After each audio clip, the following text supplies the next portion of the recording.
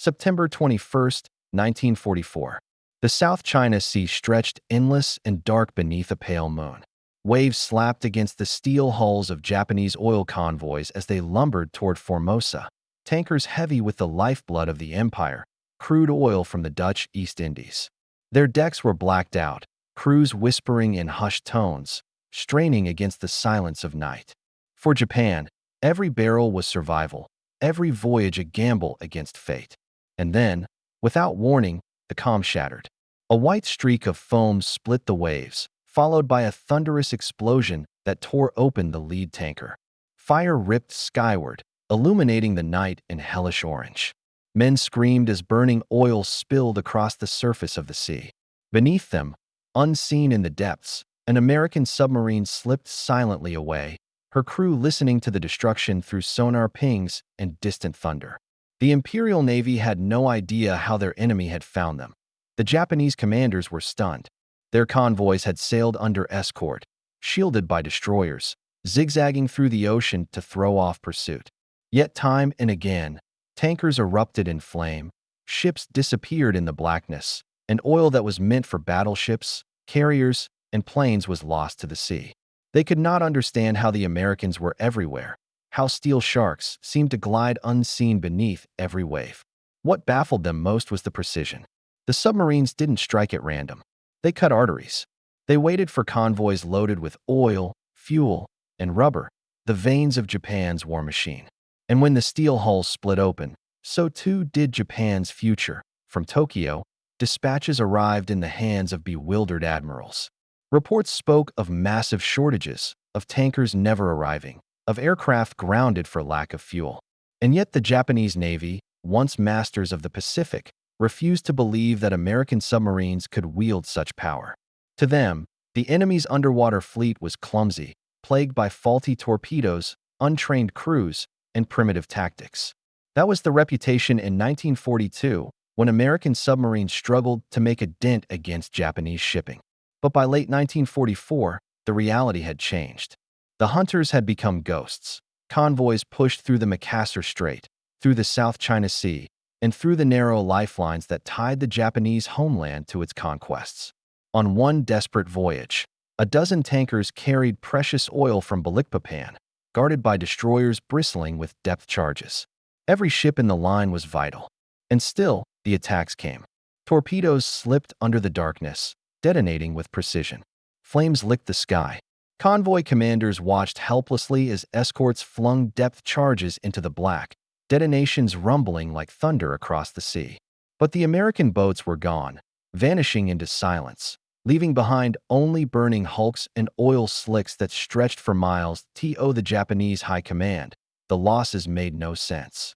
Their navy had been built to fight decisive battles against battleships and carriers, not shadowy assassins beneath the waves.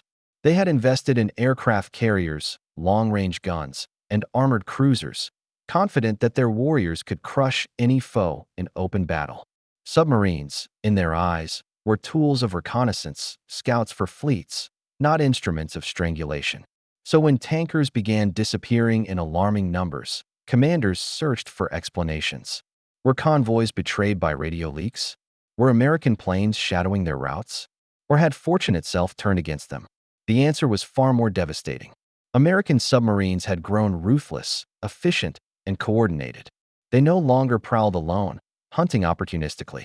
By 1943, wolfpacks were forming, multiple boats sharing intelligence, radioing positions, and cutting off escape routes. The Americans had mastered what the Germans had pioneered in the Atlantic, but with a singular focus: oil. They did not seek glory in sinking warships. They went for the jugular. And as every tanker vanished, the Japanese empire bled. Onshore, the consequences rippled. Aircraft on Luzon sat grounded, their tanks dry. Battleships anchored in harbors, mighty but motionless, waiting for oil that would never come. Soldiers starved on distant islands, supplies drifting to the bottom of the sea. The great ambition of a Pacific empire, stretching from Burma to the Solomons, began to collapse inward. It wasn't a single battle that doomed it. It was silence beneath the waves, the quiet patience of men who waited in the dark for the right moment to strike. In one haunting report, a Japanese officer wrote, We cannot understand it. The enemy is like a shadow. Our tankers are destroyed before they even near home. It is as if the sea itself has betrayed us. That disbelief carried through the ranks. Commanders accustomed to duels between fleets struggled to comprehend how submarines could destroy an empire without ever surfacing. But the truth lay in the numbers. Japan's tanker fleet had been small to begin with, fewer than 100 vessels at the war's start. By 1944, more than half had been sunk. Each loss was not just a ship. It was a factory silenced, a squadron grounded, and an island abandoned. Still, Japanese sailors pressed on. Convoys sailed under the banner of hope, men praying to reach the home islands. Destroyers prowled the edges, sonar operators sweating as they scanned the depths.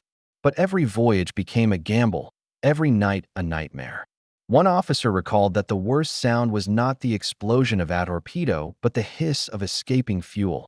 The knowledge that the lifeblood of the empire was bleeding out into the WWII autumn 1944. Panic spread in Tokyo.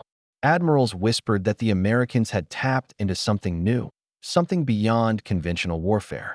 How could submarines know where to strike? How could they appear in the narrow straits at just the right time? Theories swirled, spy networks in the Indies, advanced technology beyond comprehension. The truth was more humbling. American codebreakers had pierced Japan's communications. Convoys that thought themselves invisible were, in reality, charted on Allied maps before they ever sailed. The Japanese commanders, blind to the shadows below, never saw the hand tightening around their throats. And so, in the black waters of the Pacific, the war was decided not with the roar of great fleets, but with the silent glide of submarines. Fire erupted from the sea, oil bled across the waves, and the Empire of Japan, for all its warriors and weapons, found itself undone by shadows. They could not believe it at first. But disbelief does not stop the sea from swallowing ships. By early 1943, the Pacific War had entered a brutal stalemate. Japan still held vast stretches of territory. The Philippines, the Dutch East Indies, Burma, New Guinea, and countless islands scattered across the Pacific. But beneath the surface of this apparent dominance, cracks were spreading. The empire's strength was not infinite. It relied on a fragile chain of supply that stretched thousands of miles. Oil from Borneo and Sumatra, rubber from Malaya, rice from Burma. Without these lifelines, Japan's war machine would grind to a halt. And the most vital of all was oil.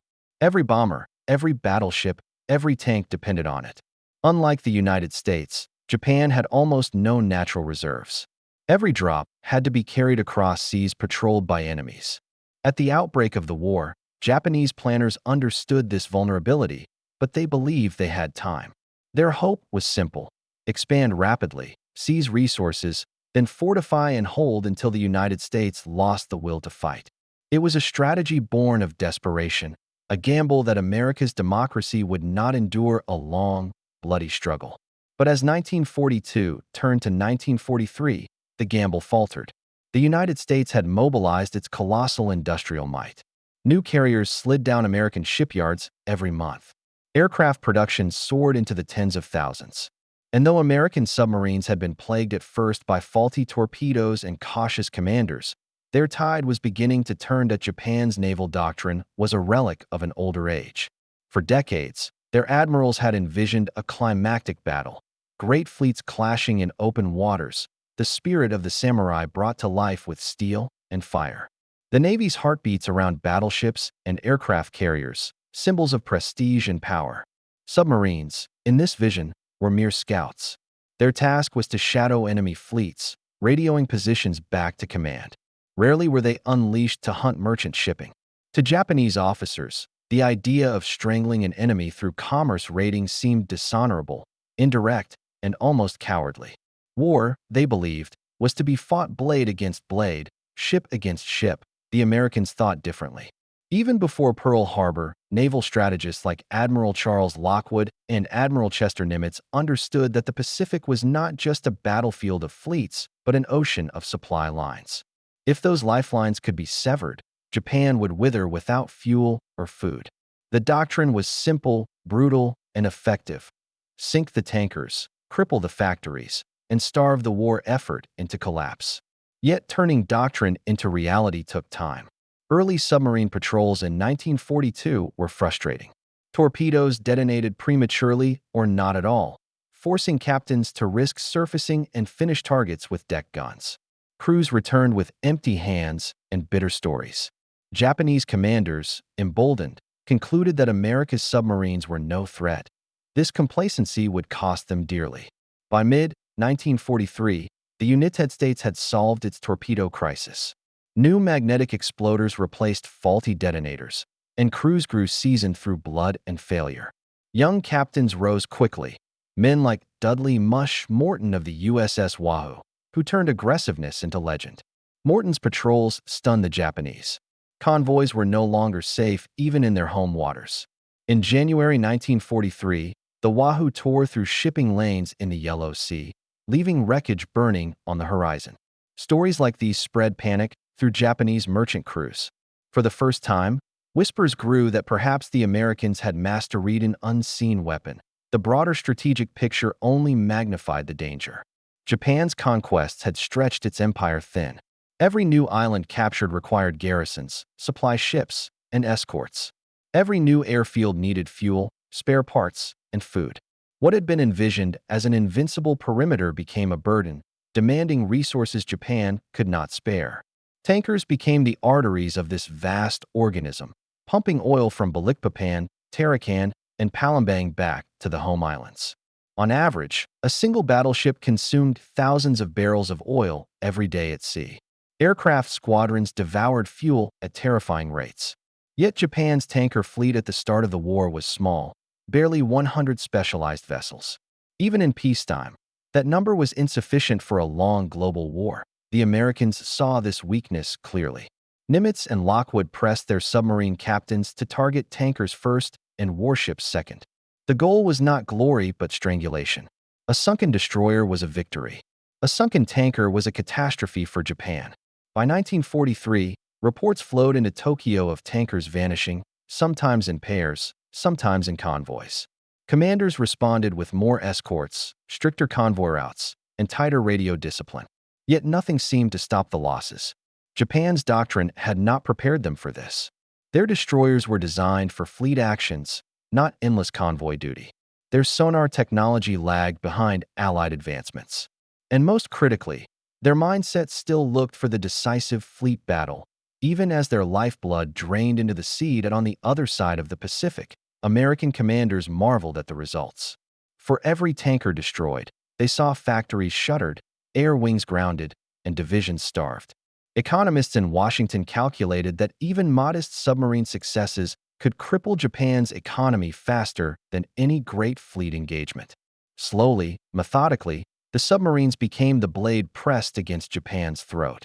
Yet still, Japanese commanders resisted the truth. They could not reconcile their vision of warfare with the reality they faced. In their eyes, battleships and aircraft carriers decided wars. How could crude little submarines, manned by a few dozen men, bring an empire to its knees? By late 1943, the answer was undeniable. Japanese air units across the Philippines began rationing flight hours, their training cut short for lack of fuel. Battleships remained anchored for weeks at a time. Entire divisions starved on bypassed islands, supply convoys too dangerous to send. The Imperial High Command issued desperate orders to reroute oil through increasingly perilous waters. Still the submarines came, unseen, unstoppable. A war that had begun with the thunder of Pearl Harbor was now being reshaped by silence beneath the SEA. In hindsight, the outcome seems obvious. But at the time, Japanese commanders struggled against disbelief. Their doctrine, their training, and their entire conception of naval warfare blinded them to the true threat. They searched for excuses, bad luck, radio leaks, even betrayal. What they could not admit was the simplest truth. The Americans had chosen the right target. By striking at oil, they were not merely sinking ships. They were dismantling the very foundation of Japan's war effort. And so, as 1943 closed, the stage was set. Japan's empire remained vast. Its armies still fought with ferocity, but its veins were already cut. Every tanker lost brought the war closer to Tokyo. Every submarine patrol carried not just torpedoes, but the slow, inexorable collapse of an empire. The Japanese commanders could not see it clearly then, but the Americans had found the key, and they would turn it ruthlessly until the engine of war seized and died. In the summer of 1944, the mystery sharpened into a dagger aimed directly at the heart of the Japanese Empire. Convoys that once slipped through undercover of night now vanished in broad daylight. Tankers that had sailed those routes for years suddenly erupted in flames, struck with uncanny precision. To Japanese commanders, the pattern seemed impossible. The Americans appeared to know their movements before the ships even left port. Every course adjustment, every desperate reroute through the South China Sea ended the same way, columns of smoke staining the horizon. Officers whispered of betrayal, of spies embedded deep within their ranks. Yet the truth was more unsettling. The Americans possessed a hidden advantage, one so devastating that it left Japan blind and bleeding. That advantage was a trinity of factors: intelligence, torpedoes that finally worked, and a new breed of submarine captain who understood the art of silent warfare. Codebreakers in Hawaii, working under the famed station HYPO, had cracked Japanese naval ciphers. Every convoy route, every departure order, and every desperate reroute was read by American eyes before the ships left harbor. To the Japanese, their signals were secure, wrapped in the confidence of their own encryption systems. To the Americans, they were a roadmap leading directly to the lifeblood of the enemy. The convoys were not being found by chance. They were being hunted with mathematics and patience, stalked through radio waves before a single torpedo left its tube at the same time. The Achilles heel of the U.S. submarine force, the faulty Mark 14 torpedo, had been overcome. For nearly 2 years, American skippers had cursed as torpedoes ran too deep, failed to explode, or detonated prematurely. Some even risked court-martial by openly challenging the Bureau of Ordnance. But by late 1943, after painful experiments and countless failed attacks, the defects were fixed. Now, when a submarine fired, the result was no longer frustration but destruction. Japan's tankers, once spared by dud after dud, suddenly had no defense. The final element was human, captains molded not by tradition but by ruthless innovation. Men like Eugene Fluckey of the USS Barb, Richard O'Kane of the USS Tang, and Sam Dealey of the USS Harder. These commanders abandoned the cautious doctrines of the pre-war Navy. They took their boats into shallow waters, into mined harbors, and into the very throats of convoys. They fired spreads of torpedoes at point-blank range, then dove beneath the keels of enemy escorts. They trained their crews to operate as a single machine, silent and efficient, every man trusting the captain's instincts in the blackness of the deep. These were not the cautious patrols of 1942. These were predators, aggressive and precise, striking at the arteries of empire. To the Japanese commanders, the results defied comprehension. Escort destroyers swept the seas with sonar, depth charges thundered into the depths, yet American boats seemed to slip away with uncanny ease. They could not believe that the enemy's undersea fleet, once considered clumsy and plagued with failures, had become an invisible armada cutting their lifelines. Reports flowed back of convoys annihilated without warning. Tankers sank so quickly that survivors had no time to launch lifeboats. Oil fires turned seas into fields of flame. Time after time, escorts returned empty-handed, having driven away shadows they could not pin down. In Tokyo, frustration boiled into panic. Some admirals clung to outdated beliefs, insisting that the losses were temporary setbacks and that discipline and vigilance would restore order. Others blamed incompetence among convoy commanders or suspected that Allied aircraft were secretly guiding submarines to their prey. But the reality was simpler and more devastating. American submarines were not simply lucky. They were guided by intelligence that Japan did not know was compromised. They fired weapons that finally worked as intended. And they were commanded by men who embraced risk in ways the Imperial Navy had never trained for. The Japanese had overlooked submarines as a strategic weapon, dismissing them as little more than scouts. Their own undersea force was used primarily to trail enemy fleets, never to strike at supply lines. In doing so, they had ignored a weapon that could decide wars without grand battles. Now, they were paying the price. Their empire, stretched thin across oceans, was being cut apart by an enemy that understood the simplest principle of war: strike not where the enemy is strong, but where he is weak. What made the advantage even more unbearable was its invisibility. The Japanese could not see the codebreakers in Honolulu, listening to their signals. They could not see the factories in Groton and Portsmouth rolling out improved torpedoes. They could not see the quiet revolution in American submarine tactics, where caution was abandoned for audacity. All they saw were flames on the horizon and tankers slipping beneath the waves. Point 1 after-action report captured the bewilderment perfectly. A convoy commander returning from the South China Sea wrote, "We are stalked by phantoms. The enemy attacks where he cannot be. He fires, then vanishes. We cannot protect the oil. The sea has betrayed us." That disbelief was not weakness. It was the shock of commanders confronting a kind of war they had never prepared for. To them, submarines were nuisances. To the Americans, they had become the decisive weapon. WWII 1944. The scale of the hidden advantage was staggering. American submarines made up less than 2% of the U.S. Navy, yet they were sinking more than half of Japan's merchant fleet. Tankers in particular were annihilated. Each one lost was not just steel and cargo. It was months of aircraft grounded, ships immobilized, and factories silenced. Japan had built a war machine of fire and steel, but it was fueled by oil. Without it, the empire was a giant already dying. Still, the disbelief lingered. Even as the shortages grew, even as battleships rusted at anchor for lack of fuel, some Japanese commanders clung to the illusion that the Americans could not truly cut their veins. They told themselves the empire was vast, the resources abundant, and the spirit of the people unbreakable. But spirit cannot power an engine. Courage cannot lift a bomber into the air without fuel. And in the silence beneath the Pacific, the Americans knew it. That was the hidden advantage, the knowledge that a war could be won not just with firepower, but by severing the arteries that made firepower possible, beneath the steel decks of America's submarines. The hidden advantage was not just men or tactics, it was technology, born from factories, laboratories, and relentless engineering. Every patrol that slipped into the South China Sea carried more than torpedoes. It carried the fruits of an industrial machine that dwarfed anything Japan could muster. The story of strangling an empire was also the story of wires, valves, and precision steel. To understand how American submarines cut the oil lifeline, one must descend into the compartments of a Gado-class boat and examine the machinery that made the silent war possible. The heart of the submarine offensive lay in the torpedo room.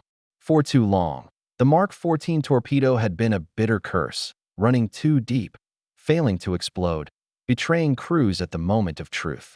But when its flaws were finally corrected in late 1943, it became a weapon of precision. The Mark 14 carried a 643-pound high-explosive warhead of Torpex, nearly twice as powerful as TNT. Its steam-driven engine could push it at 46 knots for over 4,000 yards. Against a lumbering tanker, it was a death sentence.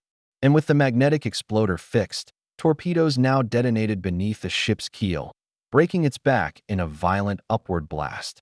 A single hit could sink a tanker carrying millions of gallons of oil. Crews who once cursed the weapon now trusted it as the blade that would bleed Japan dry.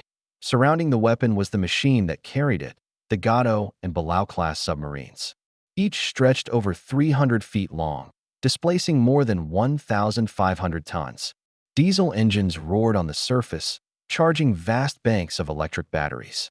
Submerged, the boats slipped into silence, gliding for hours with nothing but the hum of motors. Their test depth exceeded 400 feet, deeper than most Japanese depth charges could reliably reach. Inside, 80 men lived in a steel tube, crammed between torpedoes, pipes, and engines. Heat sweltered, air grew stale, but discipline and training turned the claustrophobic hull into a weapon of precision. Communication was another edge. American boats carried the SJ radar set, a marvel of engineering. Its rotating antenna could detect ships more than 15 miles away, even on moonless nights. Where Japanese escorts strained their eyes against the dark, American captains watched glowing screens, tracking convoys without ever revealing themselves.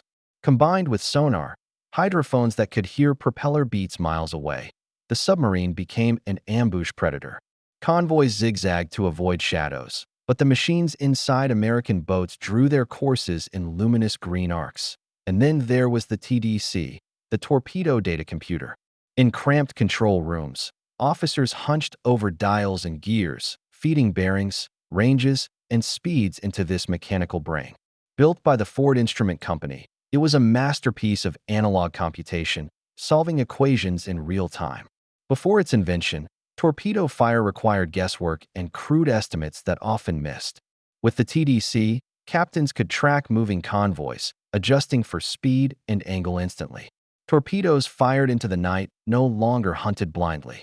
They struck with surgical accuracy, slamming into tankers even as they zigzagged frantically across the sea. The Japanese had no equivalent. Their submarines carried no radar and no fire control computers. Their doctrine had never demanded such tools. For them, the undersea war was an afterthought. For the Americans, it was an industry of innovation. Motorola, RCA, and Westinghouse all poured engineers into designing compact radios, durable sonar heads, and crystal-clear radar screens.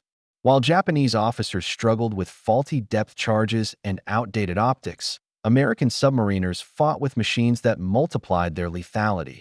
Production magnified the advantage. By 1944, U.S. yards launched a new fleet submarine every week. Electric Boat in Groton, Portsmouth Navy Yard, and Mare Island. Each operated like an assembly line, welding hulls, installing engines, and sliding sleek killers into the sea with almost mechanical rhythm. Over 200 fleet submarines patrolled the Pacific by war's end, each armed with 24 torpedoes, each capable of loitering for weeks along convoy routes. Japan could never match the scale. Their industry, starved of steel and bombed from the air, managed only a handful of new boats. The balance tilted not just in quality, but in overwhelming quantity. Even the engines spoke of superiority. The Fairbanks-Morse opposed piston diesel and the General Motors V16, massive, durable machines that could run for thousands of hours with minimal maintenance.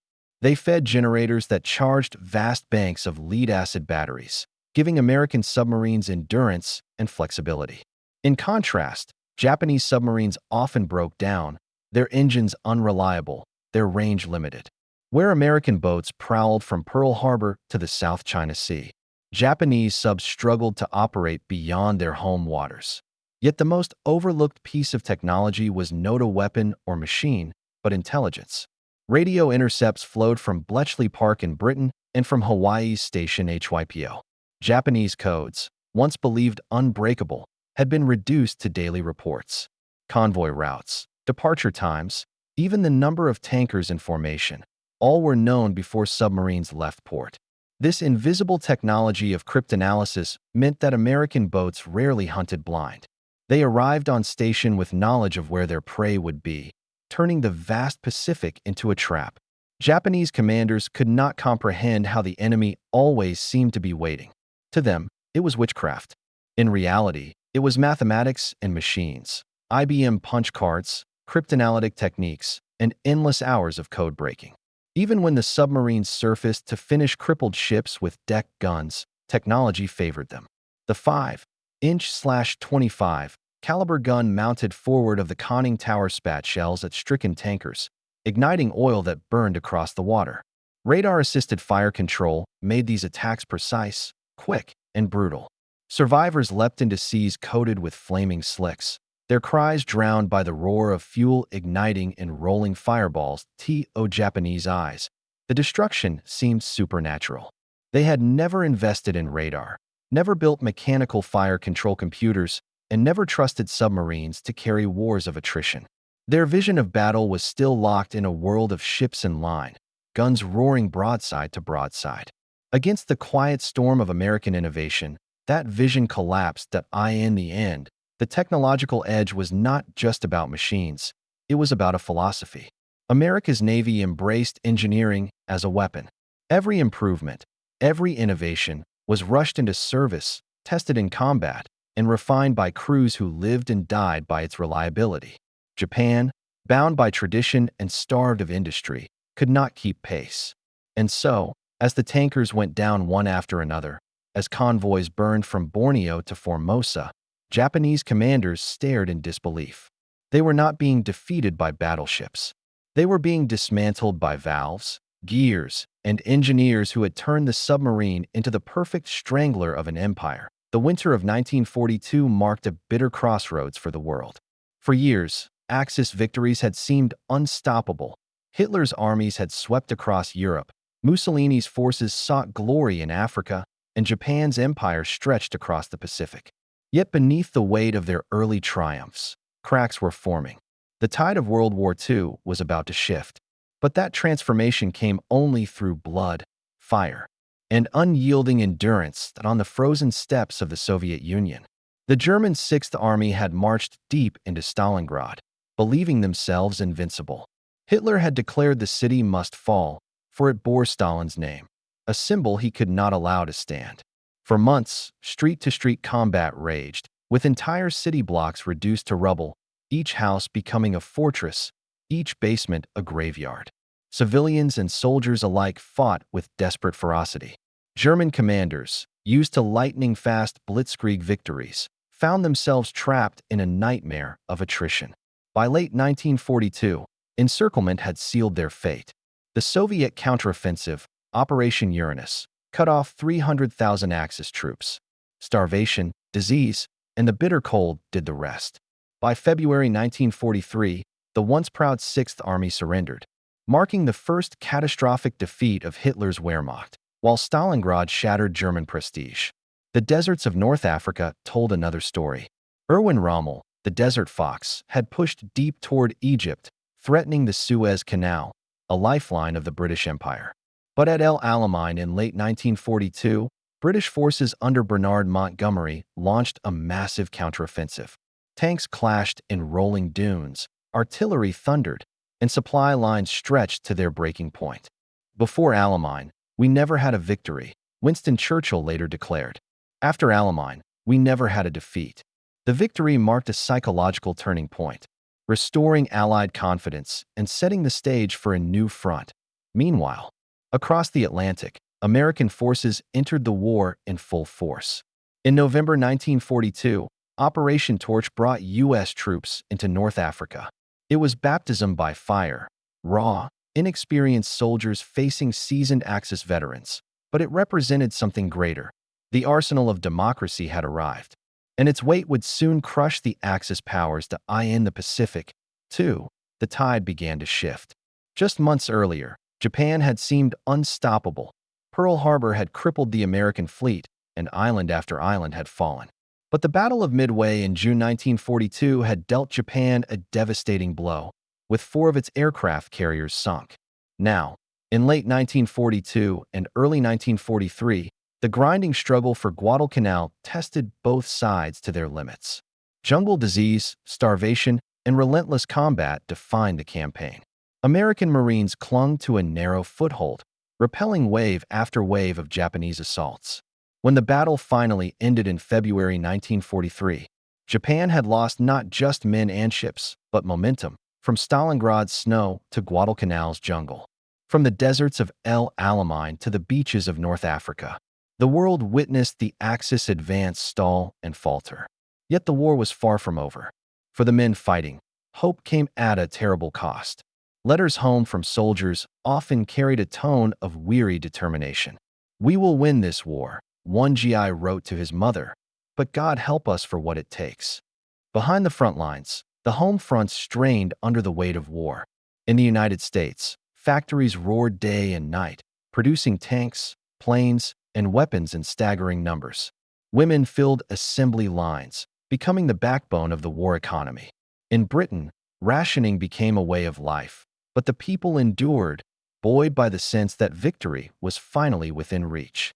In the Soviet Union, entire cities relocated eastward, rebuilding factories deep in the Ural Mountains to continue the fight. For the Axis powers, the story was different. German industry struggled under Allied bombing raids. Japanese supply lines grew overstretched, and morale began to falter. What had once been a story of conquest was turning into one of desperate defense. By 1943, the world had entered a new phase of war. The Allies had proven they could not only resist, but also strike back. The question now was not if, but when, they could bring the Axis to its knees. Yet as victories mounted, so too did the human cost. Entire cities lay in ruins, millions lay dead, and countless more faced hunger and displacement. The tide was turning, but it would still take 2 more years of relentless struggle before the world saw peace again. WWII 1943. The Allies had seized the initiative. Axis forces were retreating in Africa, the Soviets were advancing on the Eastern Front, and American strength was flooding into the war. Yet one monumental challenge remained. Europe itself was still in Hitler's grip. From the Atlantic coast of France to the heart of the Balkans, Nazi fortifications stood strong. To truly break Hitler's empire, the Allies needed to do what had once seemed unthinkable: storm the continent of Europe. The first step came in the Mediterranean. With North Africa secured after the surrender of Axis forces in Tunisia, the Allies turned their eyes to Italy, the so-called soft underbelly of Europe. In July 1943, they launched Operation Husky, the invasion of Sicily. Under the cover of night, paratroopers dropped from the skies while waves of landing craft crashed onto Sicilian beaches. Fierce fighting ensued, but within weeks, Sicily fell. The invasion not only gave the Allies a foothold, but also toppled Mussolini's fascist regime. In Rome, his government collapsed, and Italy sought an armistice.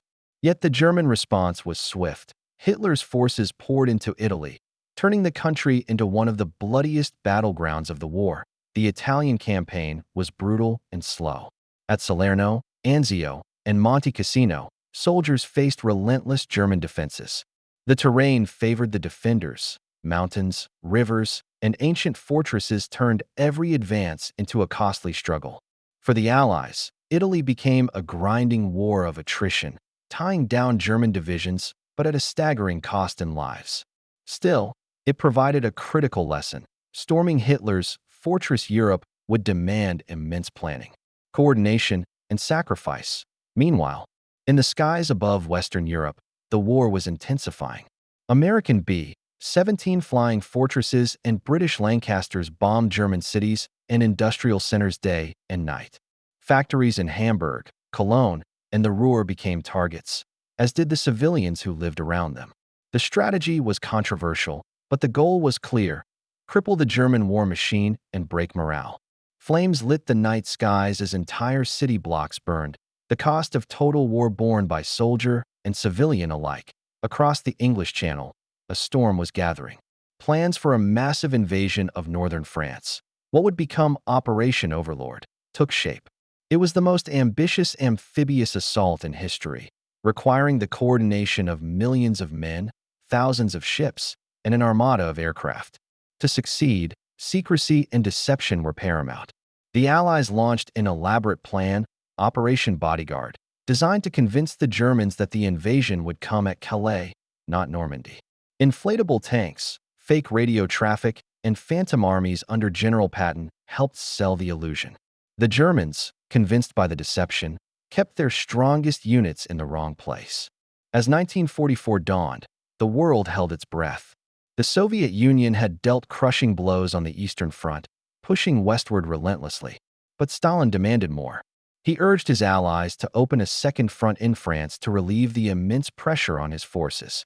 Roosevelt and Churchill agreed. The time had come that on the night of June 5, 1944, Allied ships filled the English Channel.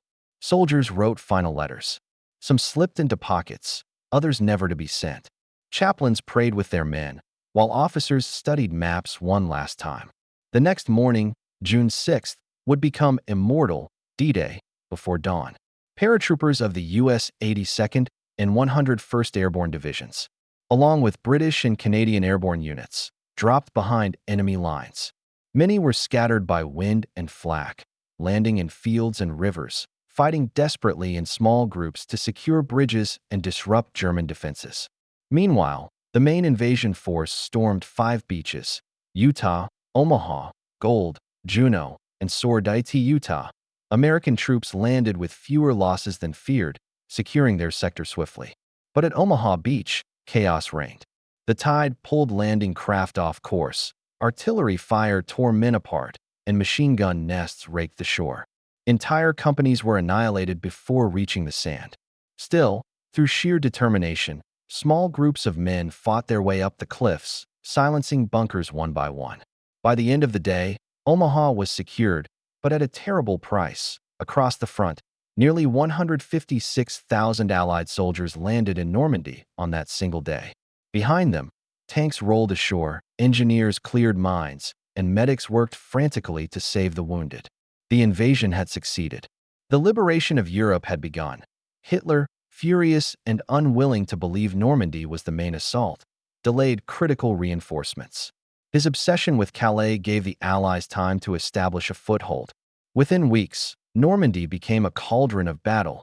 Hedgerows, fields, and villages turned into deadly traps.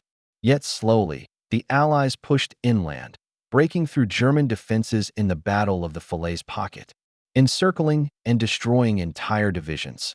Paris, under occupation since 1940, rose in resistance as Allied forces approached. On August 25, 1944, the city was liberated. Crowds filled the streets, waving flags, embracing soldiers, and weeping with joy. After 4 long years, the City of Light was freed. WWII autumn, Allied armies had swept across France, advancing toward Germany itself. The dream of liberation had become reality, but Hitler was not yet finished. In the forests of Belgium, he prepared one final, desperate gamble that would plunge the Allies into their darkest winter. The war in Europe was entering its decisive stage. From Rome to Paris, the noose was tightening around Nazi Germany.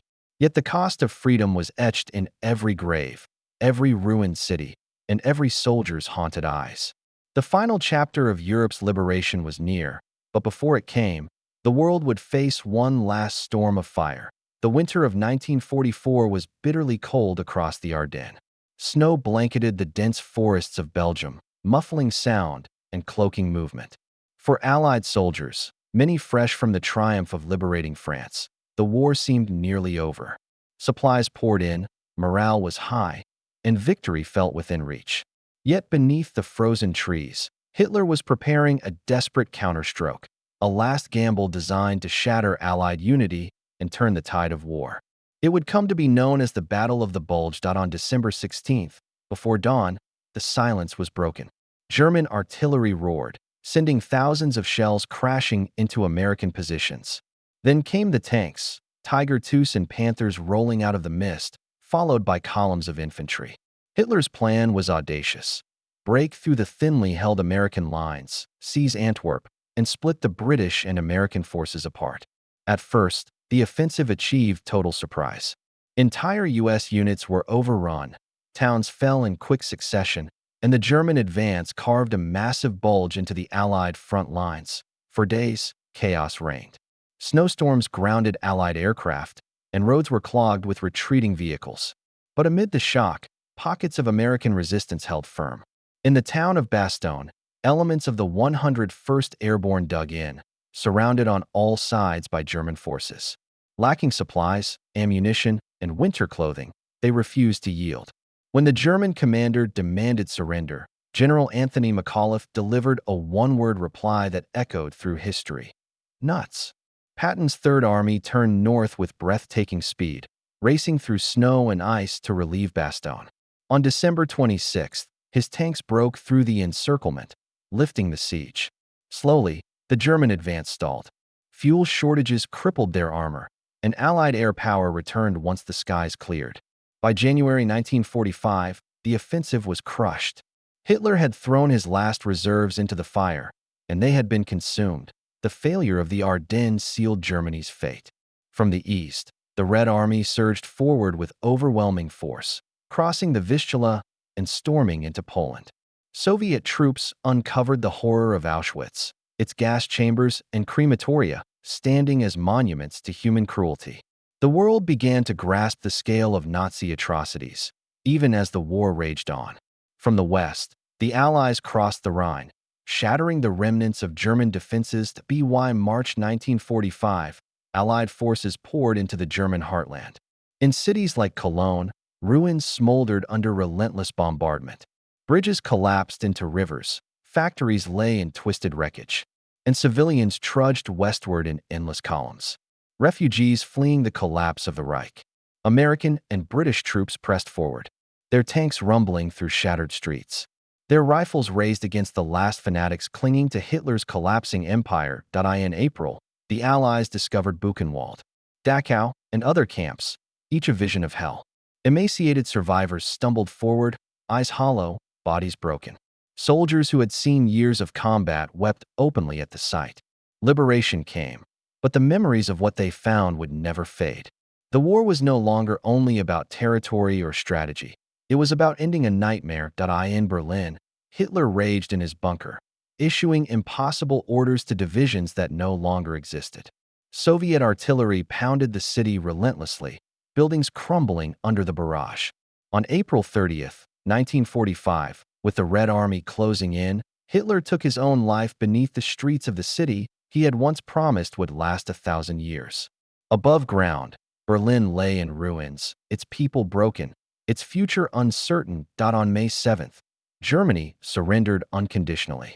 Across Europe, church bells rang, soldiers embraced, and civilians danced in the streets. Victory in Europe Day marked the end of nearly 6 years of devastation. Yet amid the celebrations, the cost was inescapable. Tens of millions dead, continents scarred, and generations haunted. The war in the Pacific still raged on, but in Europe, the guns had fallen silent. What remained was the task of rebuilding a shattered world. Cities would be reconstructed, nations would be reborn, and trials would bring justice to those who had orchestrated atrocities. Yet the war's legacy would endure far beyond 1945. From the ashes of World War II emerged a new world order. The United States and the Soviet Union stood as rival superpowers, their uneasy alliance giving way to a Cold War that would define the century. The lessons of logistics, coordination, and technology, radios linking tanks, aircraft supporting infantry, supplies sustaining armies, would shape every future conflict. From Korea to the Gulf, commanders studied the battles of Europe, seeking to master the balance between speed, firepower, and connection. For the soldiers who fought, the memories never faded. Veterans carried the weight of those days, the freezing forests of Bastogne, the burning rubble of Normandy, and the faces of friends who never returned. Families kept photographs, letters, and medals, each a reminder of sacrifice. The war had demanded everything, and it had changed the world forever. The story of World War II in Europe was not just one of battles and borders, but of endurance and resolve. It was the story of ordinary men and women who faced extraordinary circumstances, who endured terror and loss, yet pressed forward. It was the story of nations that learned the hard truth that connection, cooperation, and unity could overcome even the most formidable enemy. In the end, the Reich that once seemed unstoppable crumbled not because of a single weapon or a single battle, but because of a relentless, united effort across oceans, across cultures, and across millions of lives bound together in a common cause. From the beaches of Normandy to the ruins of Berlin, the arc of the war revealed a simple, enduring lesson. In modern warfare, no army fights alone, and no empire can withstand the combined will of nations united in pursuit of freedom. The guns fell silent in 1945, but the echoes of that struggle still shape our world today.